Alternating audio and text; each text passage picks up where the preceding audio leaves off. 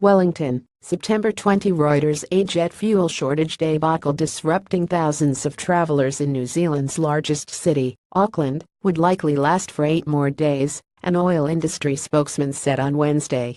The shortage has caused widespread disruption to air travel since the weekend and comes only days before Saturday's national election, where infrastructure has been a hotly contested issue. The government has set up an industry and government group to oversee the country's response to the crisis, including government and Auckland Council agencies as well as Air New Zealand and private oil firms, Energy and Resources Minister Judith Collins said on Wednesday.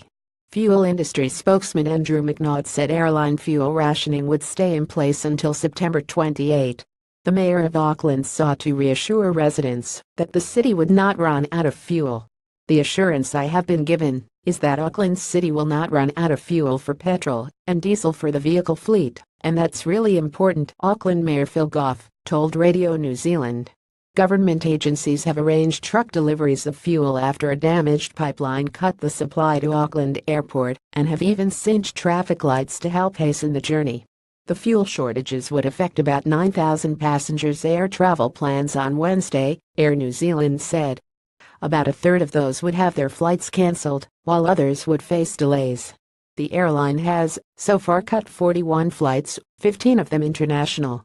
It lifted an earlier ticket sale restriction on long-haul international flights, but was still limiting sales on flights in the Pacific region, including to neighboring Australia. The opposition Labour Party has used the disruption to criticize the ruling national government just days before the September 23 election, with polls showing a neck-and-neck race. "We were obviously vulnerable. Work should have been done to make sure we were more resilient than this," Labour leader Jacinda Ardern told reporters. So far, economists said, the country's economy had not been significantly affected, but that could change if the pipeline was not fully restored within the next 10 or so days.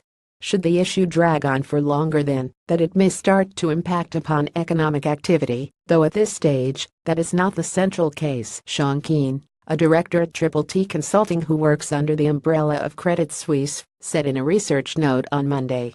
Reporting by Charlotte Greenfield. Additional reporting by Swati Pandey. Editing by Richard Pullenor. Standards Thomson Reuters Trust Principles.